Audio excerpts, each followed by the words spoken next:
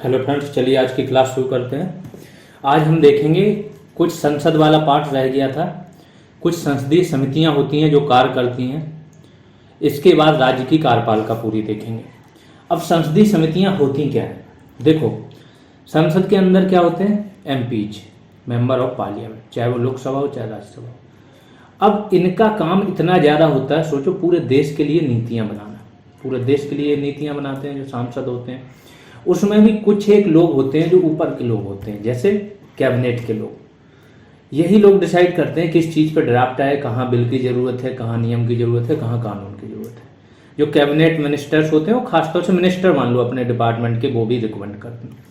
बाकी सांसदों को कोई खास काम तो रहता नहीं, वो जाके क्वेश्चन पूछते हैं। अब इनकी सेवाएं लेने के लिए एक अलग से सिस्टम बनाया गया कि जो सदन का पीठासीन अधिकारी होता है, जैसे लोकसभा में स्पीकर, राज्यसभा में सभापति, ये क्या करते हैं? संसदीय समितियां बना देते हैं। कुछ मेंबर्स होते हैं, एक अध्यक्ष होता है, उनको एक विषय सौंप देते हैं। हर विषय पे एक संसदीय समितियां होती है।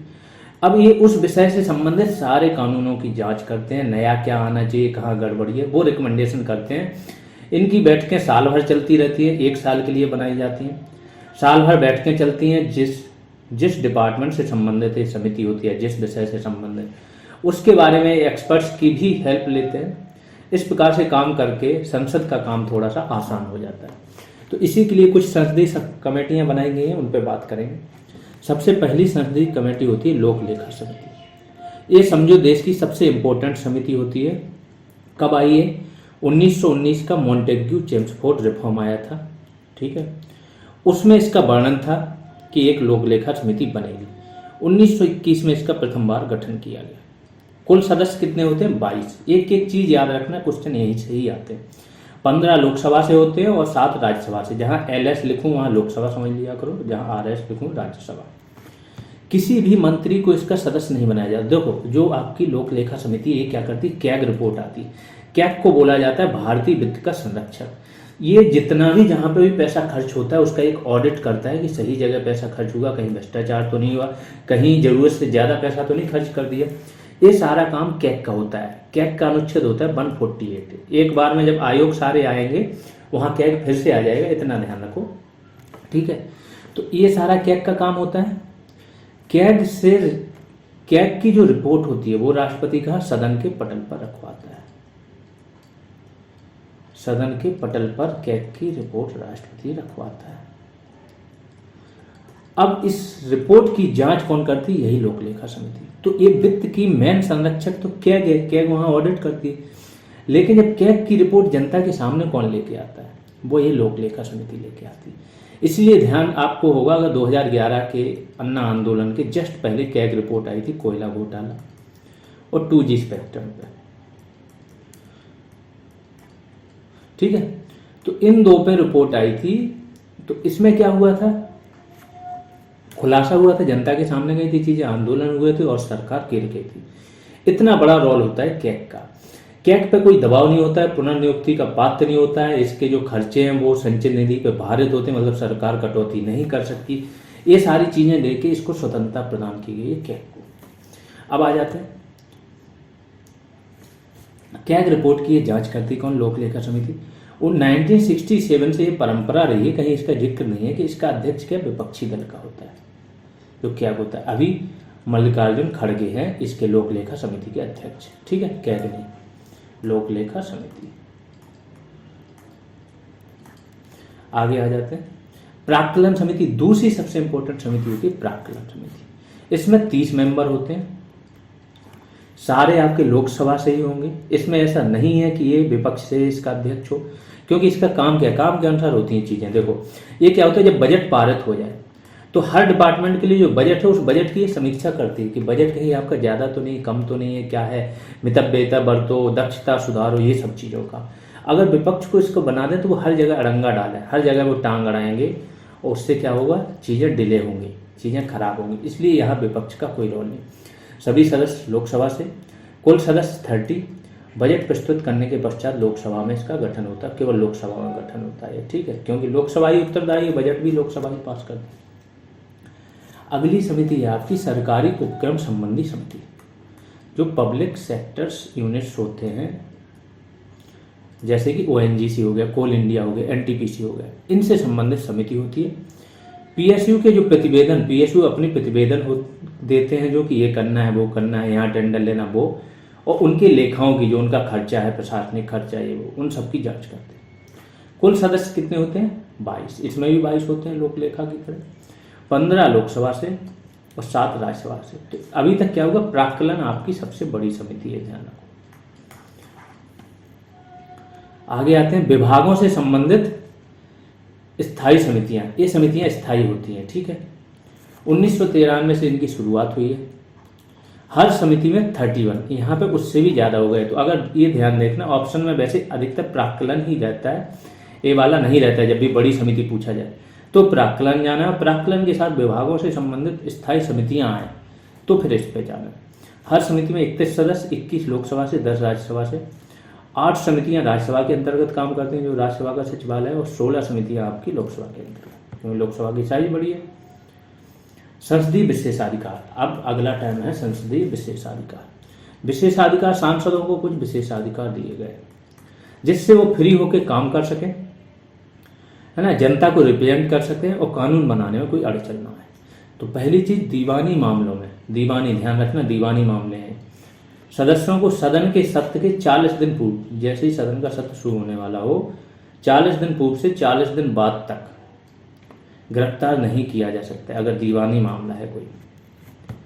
सत्र के दौरान गवाह के रूप में उपस्थिति से स्वतंत्र, जब सत्र चल रहा हो तो उसको किसी भी मामले में गवाह के रूप में प्रस्तुत होने के लिए नहीं बोला जा सकता। अगर उसने सदन में कोई भी बात की हो तो उस पर मुकदमा दर्ज नहीं होगा, ये ध्यान रखना। न्यायपालिका सदन के अंदर इतनी ज़्यादा स्वतंत्रता होती है इनको, सिर्फ स्पीकर का कानून चलता है, कोई न्यायपालिका हस्तक्षेप नहीं करती, न कर सकती, अलाउ ही नहीं है। सुप्रीम कोर्ट के चाहे चीफ जस्टिस कुछ भी बोल रहे हैं, यहाँ पे स्पीकर ने बोल दिया सदन के अंदर कि ये है, क्योंकि फाइनली तो देश को के लोगों को यही रिप्रेजेंट कर रहे हैं ना, कानून यही बना रहे हैं, संविधान संशोधन यही कर रहे हैं। एक हिसाब से संविधान में जो संशोधन कर रहे हैं तो नया संविधान भी तो यही बना रहे हैं, वो सदन के अंदर करना है। तो सदन के अंदर तक जो कोर्ट है उसकी एंट्री नहीं है कि वहाँ, ये इसलिए कि कम से कम इन पर कोई दबाव ना रहे। तभी देखते हो सदन के अंदर कोई बात हो जाए, फिर कोई कांग्रेस वगैरह के लोग बोलते हैं, धमकी देते हैं, हम इस पर मुकदमा दर्ज कराएंगे इस सांसद ने। वो सिर्फ जनता को गुमराह कर रहे होते हैं, जनता को पता नहीं होता है। उनको सब पता है कि सदन के अंदर अभिव्यक्ति की स्वतंत्रता है, आप कुछ भी बोलो। हाँ, स्पीकर कार्रवाई करेगा, अगर आपने कोई अपशब्द बोले तो उनको निकलवा देगा रिकॉर्ड से, आपको बाहर कर देगा, निलंबित कर देगा, सब कर देगा, लेकिन न्यायालय में नहीं जा सकते हो। राज्यसभा की विशेष शक्तियाँ देख लो, राज्यसभा को कुछ विशेष शक्तियाँ मिली हुई हैं जो लोकसभा से ज़्यादा हैं।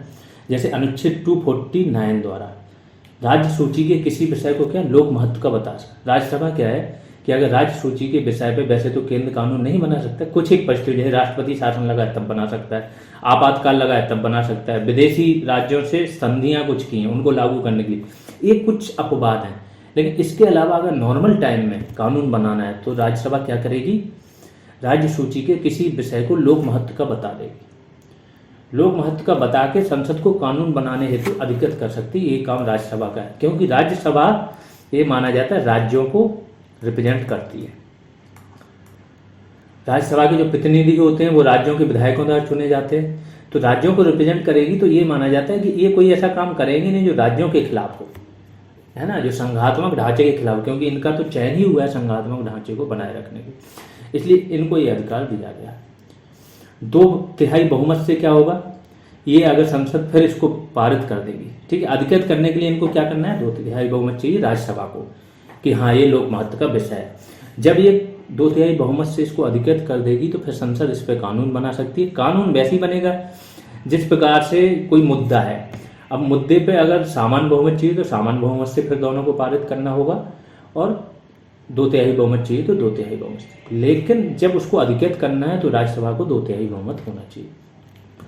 ऐसा कानून मैक्सिमम 1 साल तक प्रभावी रहता है। इसके बाद फिर से इन्हें क्या, फिर से सेम प्रस्ताव लाना पड़ेगा और फिर से पारित कराना पड़ेगा अगर आगे जारी रखना। अनुच्छेद 312 सबको पता है, अखिल भारतीय सेवाओं की बात हो रही है। उपस्थित और मत देने वाले 2/3 सदस्य यहाँ भी चाहिए कि संकल्प द्वारा संसद को नई अखिल भारतीय सेवा सृजित करने का अधिकार देती है। कौन देती है, ये भी राज्यसभा देती है। कि जो उपस्थित हैं और मत देने वाले हैं, इनके 2/3 अगर बहुमत हो तो इससे पारित कर दें तो नई अखिल भारतीय सेवा का सृजन हो जाएगा। IFOS, इंडियन फॉरेस्ट सर्विस का ऐसे ही सृजन हुआ था, नहीं तो पहले IAS और IPS ही थे। राष्ट्रीय आपातकाल के पश्चात यदि लोकसभा का विघटन हो गया हो तो राज्यसभा का अनुमोदन अनिवार्य है। अगर राष्ट्रीय आपातकाल लगा है, देश में इमरजेंसी लगी है, युद्ध, बाह्य आक्रमण या सशस्त्र विद्रोह के कारण, और क्या हुआ, लोकसभा विघटित हो गई। विघटित मतलब अब नए चुनाव होंगे, नए चुनाव होंगे तो चुनाव होने में तो समय लगता है फिर वन ज्ञान में, तो तब तक क्या चाहिए, तब तक राज्यसभा अपने यहाँ से इसका अनुमोदन कर दे इमरजेंसी का, तभी आगे जारी रहेगी, नहीं किया तो नहीं रहेगी। बाकी जितनी भी संसदें हैं या राज्य विधायिका है वो क्या अपनी अवमानना हेतु सदस्यों अधिकारियों को दंडित कर सकती हैं, ये इनके पास अधिकार रहता है। बुलाते एक समिति रहती है, अनुशासन समिति, वो उनके सामने बुलाया जाता है, अगर बात नहीं मानी तो माफ़ी भी मंगवाई जाती है। कई बार देखते हो IAS IPS को सदन में बुला लेते हैं, है ना। लोकसभा में तो कम ही बुलाया जाता है, लोकसभा का तो अपने ही डर होता है, लेकिन यहाँ पे बुला लेते हैं राज्य विधायिका विधानसभा में, फिर वो माफ़ी मांग लेते हैं। दल बदल विरोधी कानून पर पीठासीन अधिकारी निर्णय लेता है। दल बदल विरोधी कानून जो मैंने बताया, इस पे कौन निर्णय लेगा, 10वीं अनुसूची में है ये, 10th शेड्यूल में, इस पे निर्णय लेगा आपका जो पीठासीन अधिकारी है, मतलब लोकसभा में स्पीकर, राज्यसभा में आपका सभापति। अगर ये नहीं है तो यहाँ पे डिप्टी स्पीकर और यहाँ डिप्टी सभापति। अब आते हैं राज्य कार्यपालिका पे। संघ मैंने बताया था, संघ आपका कितना है, भाग 5 में। संघ भाग 5 में है तो संघीय न्यायालय भी उसी के साथ आ जाएंगे। और राज्य की जब बात होगी तो राज्य आपके कहाँ है, भाग 6 में है। अनुच्छेद 168 क्या करता है, विधानमंडल के गठन का प्रावधान करता है। 168 में किसकी बात कर रही है, विधानमंडल। विधानमंडल में दोनों आ जाते हैं, विधानसभा और विधान परिषद। द्विसदनीय विधायिका, ठीक है, 2 सदन विधायिका मतलब में 2 सदन होंगे विधायिका में, तो ऐसी केंद्र में मतलब लोकसभा प्लस राज्यसभा। केंद्र में कब आई थी, 1919 के अधिनियम द्वारा। विधान परिषद का गठन अनुच्छेद 169 के तहत होता है। अभी जैसे पश्चिम बंगाल है, इसने बोला है कि इनके यहाँ विधान परिषद होनी चाहिए। विधान परिषद होने से सबसे बड़ा फायदा मिल जाता है कि अगर आप विधानसभा के लिए चुनाव में नहीं चुने गए तो आप पिछले दरवाजे से आ सकते हो, क्योंकि विधान परिषद में किसी को भी चुन के भेजा जा सकता है, जिसके पास भी ठीक ठाक विधायक हों या स्थानीय निकाय में समर्थन हो। नहीं तो राज्यपाल भी नामित कर सकता है, ठीक है। तो विधान परिषद जो है अनुच्छेद 169 है। विधान परिषद बनाने हेतु विधानसभा क्या है, 2/3 बहुमत से विधानसभा पहले एक प्रस्ताव पास करेगी। इस प्रस्ताव को कहाँ, संसद भेजेगी। संसद फिर इसे सामान्य बहुमत से पारित कर देगी, तो उस राज्य में विधान परिषद बन जाती है। इतना सिंपल सा है। विधानसभा देख लेते हैं। विधानसभा इसकी सदस्य संख्या 60 से 500 तक ही हो सकती है, लेकिन कुछ राज्यों को छूट दी गई, जैसे गोवा में सिर्फ 40 सीटें, ऐसे अरुणाचल प्रदेश में इससे भी कम है, सिक्किम में कम है, मिजोरम में, इनको अपवाद स्वरूप छूट दी गई। नहीं तो अधिकतर राज्यों में 60 से 500 के बीच में ही सीटें होनी चाहिए। विधान परिषद देख लेते हैं, 169 की बात हो रही है। जहाँ जहाँ विधान परिषद है तो विधानसभा की सदस्य संख्या की 1/3 तक ही हो सकती है इनकी सदस्य संख्या, किसकी, विधान परिषद की, उससे ज़्यादा नहीं। वो मिनिमम कम से कम कितनी, 40 होनी चाहिए। अब इसमें देख लेते हैं 1/3 सदस्यों का निर्वाचन, इनके जो विधान परिषद के सदस्य हैं इनका निर्वाचन कैसे होगा। तो इसके 1/3 सदस्य तो विधानसभा के सदस्य ही चुनते हैं, ठीक है। विधानसभा के सदस्य 1/3 सदस्यों को चुनेंगे। आगे 1/3 सदस्यों का निर्वाचन स्थानीय निकाय, जो आपका नगर पालिका, नगर निगम, जिला बोर्ड, इनके सदस्यों द्वारा होता है। तो 1/3 मतलब कितना हो गया, 2/3 तो यहाँ चुन लिए गए, अब बचे 1/3। 1/3 में 1/12 सदस्यों का निर्वाचन ऐसे व्यक्तियों के द्वारा जो किसी विश्वविद्यालय से कम मतलब स्नातक ग्रेजुएट स्टूडेंट्स होने चाहिए, जो 3 वर्ष से हों, ठीक है। विश्वविद्यालय में 3 वर्ष पहले ग्रेजुएशन कर चुके हैं। अगले 1/12 सदस्यों का निर्वाचन ऐसे लोगों द्वारा जो 1/3 वर्ष से अध्यापन कर रहे हैं, मतलब टीचर हों लेकिन माध्यमिक स्तर से ऊपर के हों, नीचे के ना हो, मतलब माध्यमिक स्तर के भी चलेंगे और उससे ऊपर के हो, और कम से कम कितने वर्ष से, 3 वर्ष से। तो 3 वर्ष से एक तो ग्रेजुएट चाहिए और 3 वर्ष से टीचर चाहिए। टीचरों का स्तर क्या, माध्यमिक विद्यालयों के ऊपर। इसमें लोगों को पता ही नहीं चलता कब टीचरों ने वोट दिया, कब चुन के भेज दिया, क्योंकि ये जो पॉलिटिकल पार्टियां इनके अपने सारे सेट रहते हैं एजेंडे। और 1/6 को डायरेक्ट मनोनयन करते हैं। मनोनीत मतलब डायरेक्ट नामांकन करना, ये राज्यपाल करता है 1/6 सदस्यों को। तो इस प्रकार से 1/12 मिलके हो जाता है 1/6, फिर 1/6 और 1/6 मिलके हो जाएगा 1/3। तो 1/3 इधर हो गया, 2/3 उधर हो गया, तो टोटल क्या हो गया, टोटल सदस्य संख्या आ जाती है। अब आयु, विधानसभा के लिए आयु कितनी चाहिए, 25 वर्ष, और विधान परिषद के लिए कितनी चाहिए, 30 वर्ष। वही जो आपका लोकसभा की आयु चाहिए यहाँ पे, और जो राज्यसभा की, इनको वरिष्ठों का सदस्य बोला जाता है। बट वही है कि विधान परिषद की ज़्यादा शक्ति नहीं होती।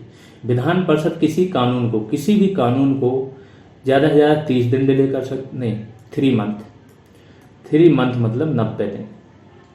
जैसे विधानसभा में कोई कानून पारित हुआ, विधान परिषद गया, वो अगर सहमत नहीं है तो वो क्या करेगी, उसको 3 महीने तक नहीं पारित करेगी।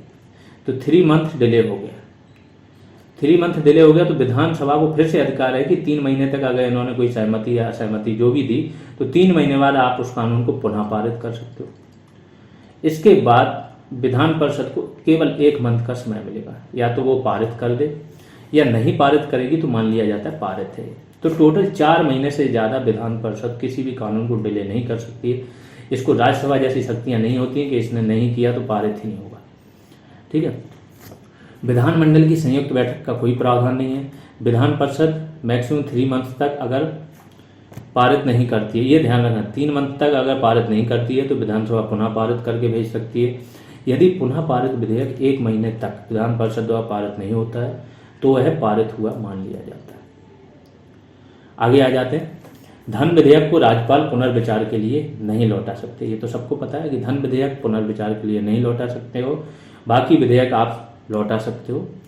संविधान संशोधन पे तो ये संसद वाला है, तो वहाँ पे क्या है, आपको सहमति देनी ही देनी। अनुच्छेद 200 एक बहुत पावरफुल टूल रहता है किसी राज्यपाल के पास। ये इससे क्या होता है, राज्यों के कोई भी विधेयक को राष्ट्रपति के लिए आरक्षित कर देता है। राष्ट्रपति हेतु कोई समय सीमा नहीं है, वो सहमति दे ना दे राज्यों की वहाँ कुछ चलती नहीं है। तो सिंपली क्या होता है, वो कानून लटक जाता है। अगर ऐसा होता वहाँ पर कोर्ट भी हस्तक्षेप नहीं कर पाता।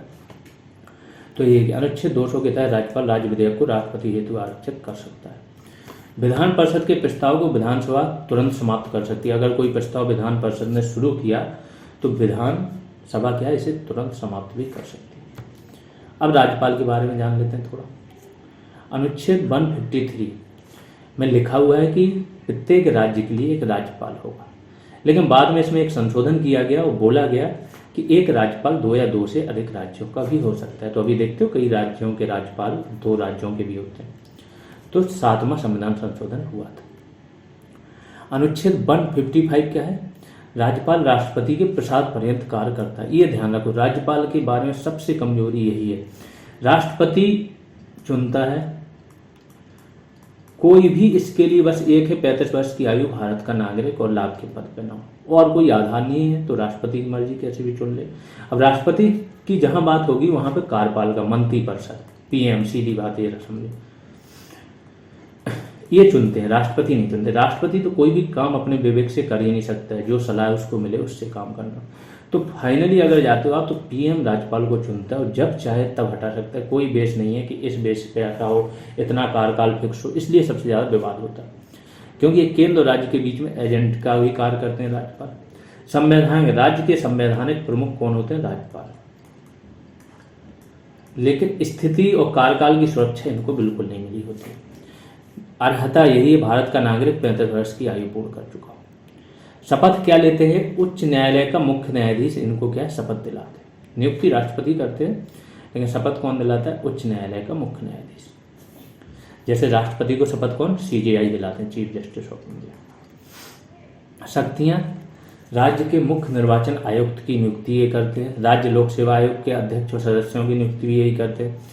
यदि किसी विधेयक में यदि उच्च न्यायालय को प्रदत्त शक्तियों को कम करने का उल्लेख हो, जैसे राज्य का कोई विधेयक हो जो हाई कोर्ट की शक्तियों को कम कर रहा हो, तो ये क्या करेगा, राष्ट्रपति हेतु आरक्षित करने के लिए वो विधेयक बाध्य होते हैं। संवैधानिक, अगर कोई विधेयक संवैधानिक उपबंधों के खिलाफ हो, नीति निर्देशक तत्वों के खिलाफ हो, तो भी राष्ट्रपति के लिए आरक्षित करना पड़ेगा। राज्यपाल भी जैसे अनुच्छेद 123 के तहत कौन, केंद्र में राष्ट्रपति अध्यादेश ला सकता है। अनुच्छेद लिख लिया करो जो भी बताओ। तो 213 के तहत क्या होता है आपका, राज्य में राज्यपाल भी उसी तरह अध्यादेश ला सकता है। ये सारी और भी राज्यपाल की बहुत सारी शक्तियाँ, राज्यपाल से ही जब आपकी यहाँ पे नियुक्तियाँ होती हैं, खासतौर से जिला जज वगैरह, जिला जज, इनके ट्रांसफ़र वगैरह सारी चीज़ें। तो इसमें क्या होता है, राज्यपाल ही करता है बस हाई कोर्ट की सलाह से, हाई कोर्ट जो परामर्श देता है। विवेकाधीन कृत्य देख लो, मुख्यमंत्री चुनना ये उसके विवेक पे है। अगर किसी को बहुमत नहीं मिला, बहुमत मिला तो उसी को ही चुनना पड़ेगा। बहुमत सिद्ध करने हेतु बोलना, कोई भी पार्टी अगर उसको लगता है इनके पास बहुमत नहीं रहा, मुख्यमंत्री को हटाना, बहुमत नहीं है या गठबंधन है, हटा देता है। विधानसभा विघटित कर देना, बहुत पावरफुल है, ये कर देता है कई बार तो। और सबसे पावरफुल तो ये राष्ट्रपति शासन की सिफारिश करना। इस पर बहुत सारे विवाद हुए क्योंकि इंदिरा गांधी थी, उन्होंने कम से कम 10-12 राष्ट्रपति शासन लगा दिए, जो भी नॉन कांग्रेसी गवर्नमेंट थी सबको हटा दिया था। तो वहाँ से ये चीज़ हुई, इसका दुरुपयोग हो रहा था। फिर एक एस.आर. बोमई बाद आया।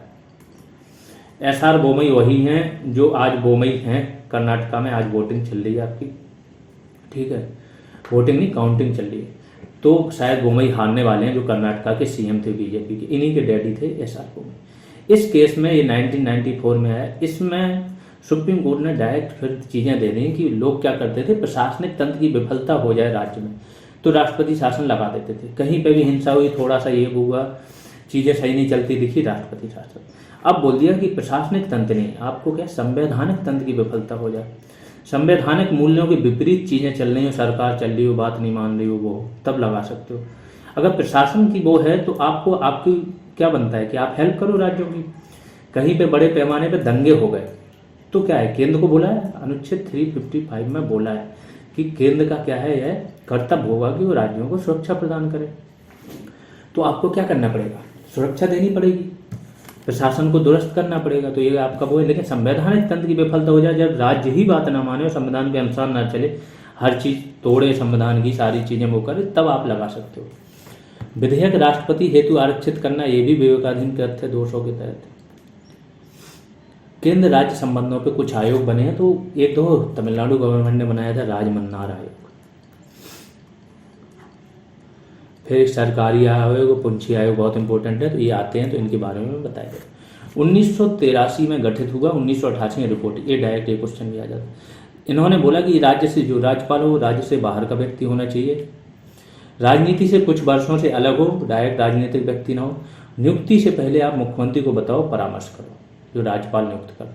ये इन्होंने कुछ सिफारिशें दी थी, उसमें बहुत ज़्यादा नहीं मानी गई। एक सिफारिश दी थी, अंतर्राज्यीय परिषद बनाओ। अंतर्राज्यीय परिषद का जिक्र संविधान में तो है ही 263 में। इन्होंने बोला कि इसको बनाओ, इससे क्या होगा, राज्य और केंद्र एक साथ मिलकर बात कर सके, अपने विवाद निपटा सकें। तो ये इनकी सिफारिश पर मान ली गई थी। फिर अगला आयोग बना है पुंछी आयोग, 27 अप्रैल 2007। इनकी डेट ही पूछते, इन्होंने भी कुछ ऐसे ही बोला था कि हटाने हेतु महाभियोग जैसी प्रक्रिया होनी चाहिए, कार्यकाल नियत होना चाहिए, राष्ट्रपति शासन बहुत संयम से लगाना चाहिए, ये सब चीज़ें पुंछी आयोग ने बोली थी। गठन इनका हो गया था 2007 में, 2010 में रिपोर्ट आई थी। एस.आर. बोमई बाद 1994। तो इन्होंने क्या बोला था, राष्ट्रपति शासन प्रशासनिक तंत्र की विफलता पर न हो गए, संवैधानिक तंत्र की विफलता पर। एक चीज़ और इन्होंने बोली थी कि जो बहुमत है उसका परीक्षण क्या है, राजभवन में नहीं होगा, सदन के पटल पे होगा, सदन के पटल। ऐसा नहीं कि राजभवन में राज्यपाल ने सोच लिया कि अब इनके पास बहुमत नहीं है तो उसने हटा दिया। मुख्यमंत्री की नियुक्ति कौन, राज्यपाल करेगा। फिर मुख्यमंत्री की सलाह से ही राज्यपाल किसकी, महाधिवक्ता की नियुक्ति करता है। राज्य लोकसभा आयोग के अध्यक्षों, सदस्यों, राज्य निर्वाचन आयोग के अध्यक्ष इत्यादि की नियुक्ति हेतु राज्यपाल को कौन, मुख्यमंत्री परामर्श देता है। आगे आ जाए, देखो पीएम और सीएम, जहाँ पीएम की बात हो वहाँ सीएम की बात हो, तो अधिकतर काम, अधिकतर समितियों के अध्यक्ष सब सेम है। राज्य में जहाँ सीएम के पास वो चीज़ें रहती हैं और केंद्र में पीएम के, तो इसमें बहुत ज़्यादा जोर नहीं डालना, तो 2-4 अनुच्छेद याद रखो, बाकी सारी चीज़ सेम राष्ट्रपति और राज्यपाल के मामलों में होता है। महाधिवक्ता करके एक पद होता है, जैसे वहाँ पे कौन था आपका, अटॉर्नी जनरल, 76 अनुच्छेद 76 के तहत। यहाँ पे आपका महाधिवक्ता है 165 के तहत, ठीक है। कभी भी ये ध्यान देना है तो 91 घटा दिया करो। अधिकतर अनुच्छेद ऐसे है कि जो केंद्र में हो उसमें से 91 आप घटाओगे तो आपका क्या आ जाएगा, राज्य का आ जाएगा। नहीं, 91 जोड़ दोगे, 91 जब आप जोड़ दोगे तो क्या आ जाएगा, राज्य वाला मैटर आ जाएगा, ठीक है। 91 नहीं है, सॉरी, 76 से 89 है। 89 जब आप इसमें 76 में जोड़ोगे तो ये वाला आ जाएगा। योग्यता, हाईकोर्ट न्यायाधीश नियुक्त होने हेतु योग्य हो। कौन, महाधिवक्ता जो होता है वो हाई कोर्ट का न्यायाधीश नियुक्त होने हेतु योग्य हो। लास्ट क्लास में आप पढ़ चुके हो हाई कोर्ट के न्यायाधीश हेतु क्या शर्त है, कम से कम या तो वो 10 वर्ष से न्यायिक कार्य कर रहा हो या 10 वर्ष तक अधिवक्ता रहा हो।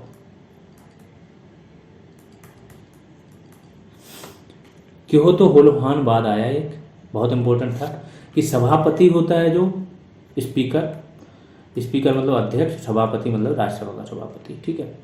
तो सभापति या स्पीकर अधिकरण के रूप में कार्य करता है जो अर्ध न्यायाधिकरण के रूप में कार्य करता है, और ये अर्ध न्यायाधिकरण आपके कहाँ उच्च न्यायालय और सुप्रीम कोर्ट के अधीन है।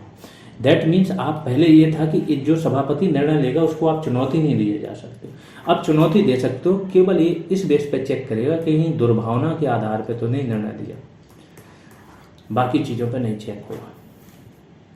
दोहरी सदस्यता, यदि दोनों सदन हेतु चुना जाता है, कोई व्यक्ति है जो 2 सदनों के लिए चुना गया है, राज्यसभा या लोकसभा, तो उसे 10 दिनों के भीतर यह सूचित करना होगा कि किस सदन में कार्य करे, अन्यथा किसी एक सदन में उसका स्थान रिक्त मान लिया जाता है। अगर संसद या राज्य विधानमंडल मतलब विधानसभा या विधान परिषद दोनों के लिए एक साथ चुना गया, संसद के लिए भी और राज्यों के लिए भी, तो क्या होगा, उसे 14 दिन के अंदर इस्तीफा देना होगा। राज्य विधानमंडल से इस्तीफा अनिवार्य है। अगर उसने विधानमंडल से इस्तीफा नहीं दिया 14 दिन के अंदर, तो क्या होगा, संसद में उसका स्थान रिक्त मान लिया जाएगा। अगर कोई व्यक्ति सदस्य है किसका, लोकसभा या राज्यसभा का, तो उसे क्या करना होगा, उसे 60 दिन तक लगातार अनुपस्थित नहीं रहना है।